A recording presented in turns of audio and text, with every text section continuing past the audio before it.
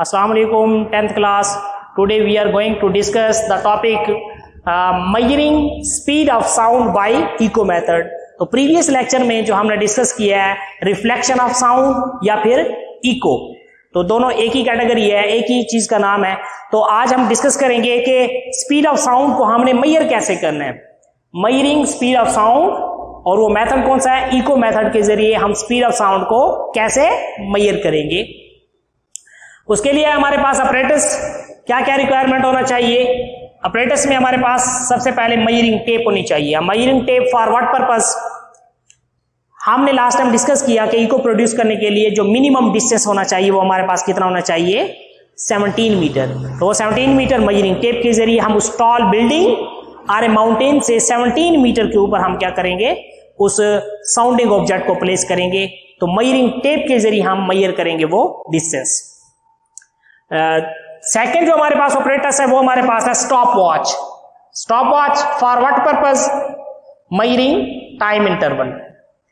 Flat wall होनी चाहिए या किसी माउंटेन के करीब हम जाके खड़े होंगे, that can produce a good echo. Flat wall होनी चाहिए जो कि हमारे पास गुड इको प्रोड्यूस कर सकती हो। तो प्रोसीजर क्या है, पहले नंबर पे use the tape to measure a distance of 50 metre from the wall. हम 50 मीटर डिस्टेंस क्या करेंगे, मेजर करेंगे, क्योंकि उसने तो कहा है कि जो इको प्रोड्यूस होती है मिनिमम डिस्टेंस कितना होता है, 17 मीटर। 17 मीटर से कम डिस्टेंस के ऊपर इको प्रोड्यूस नहीं होगी, बल्कि इससे ज्यादा डिस्टेंस या 17 मीटर मिनिमम होना जरूरी है।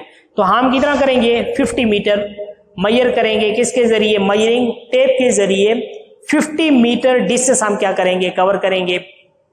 उस टॉल बिल्डिंग से 50 मीटर डिस्टेंस हम क्या करेंगे, कवर करेंगे। वो मेजर करने के बाद हम क्या करेंगे, वहां पर निशान लगा देंगे एक। सेकेंड नंबर पे है, now clap your hands in front of a wall at a distance of 50 metre and check if you can clearly hear an echo. अब वो कहता है कि 50 मीटर जो डिस्टेंस आपने मेजर किया है वहां पर खड़े होकर क्या करेंगे, एक क्लैप करेंगे। अगर उसकी आवाज इको थोड़ी देर बाद अगर आपको सुनाई देती है, क्लियर तरीके से अगर आपको इको सुनाई देती है, तो इसका मतलब है वो ठीक है। इको अगर सुनाई देती है क्लियरली, तो हम क्या करेंगे, नेक्स्ट आगे फर्दर उसको कैरी करेंगे। If you can clearly hear an echo, make sure the echo is not coming from any other wall in the area. हमें इस बात का जरूर पता होना चाहिए कि जो इको हमें सुनाई दी है वो फ्रंट वाली वॉल से ही आई है। ये ना हो कि वो आवाज किसी और तरफ से रिफ्लेक्ट होकर आ रही हो और हम डिस्टेंस फ्रंट वाली वॉल से क्या कर रहे हो, मेजर कर रहे हो।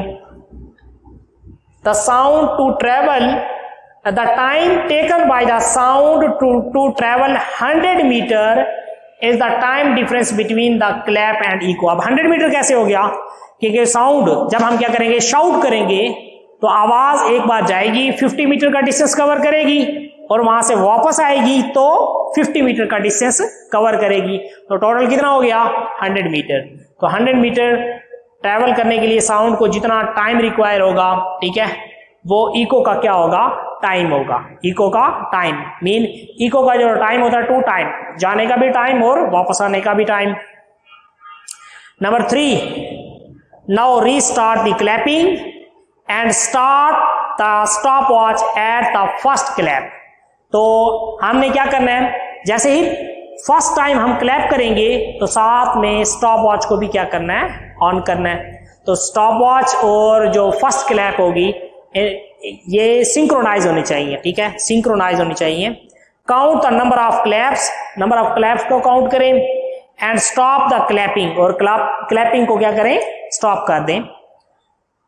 And stopwatch when you hear the echo of 10th। इसका मतलब है 10 टाइम क्लैप करनी है, 10 क्लैप करेंगे और क्लैपिंग फिर स्टॉप कर देंगे। फिर उन 10 क्लैप की इको जो 1 2 3 4 5 इस तरह से 10 क्लैप की इको जब आपको सुनाई दे, तब आपने स्टॉप वॉच को भी क्या कर देना है, स्टॉप कर देना, and stop the clapping and stopwatch when you hear the echo of a 10th clap. 10th clap की इको जब हमें सुनाई देगी, हम स्टॉप वॉच को भी क्या कर देंगे, स्टॉप कर देंगे, रोक देंगे। उसके बाद number 4, now find the average time for the 10 clap.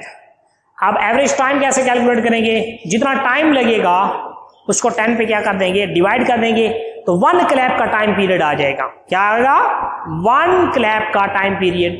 Suppose हम करते हैं वो 40 सेकेंड में 10 क्लैप जो हमें दोबारा सुनाई दी है उसकी को, इसका मतलब 40 सेकेंड डिवाइडेड बाय 10, तो एक क्लैप का टाइम पीरियड कितना आएगा, 4 सेकेंड।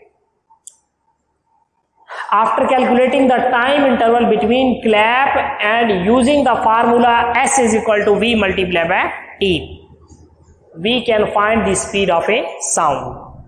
अब S डिस्टेंस का भी हमें पता है, टाइम का भी हमें पता है, तो V कैलकुलेट किया जा सकता है। कैसे, V is equal to S over T, यही फार्मूला हम यूटिलाइज करेंगे।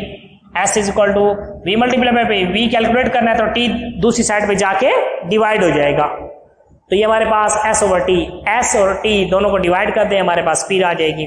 अब हमने डिस्कस करना है, एग्जांपल हमारे पास 11.2, उसमें है कि calculate the frequency of a sound wave whose speed is 340 metre per second and wavelength of a wave is 0.5 metre. ये 11.2 एग्जांपल हम क्या कर रहे हैं, डिस्कस कर रहे हैं, जिसमें हमने साउंड वेव की फ्रीक्वेंसी को कैलकुलेट करना है और उसकी स्पीड भी हमें दी हुई है और वेवलेंथ भी दी हुई है। तो इसमें हमें क्लियर पता होना चाहिए कि अब हमने कौन सी इक्वेशन लगानी है।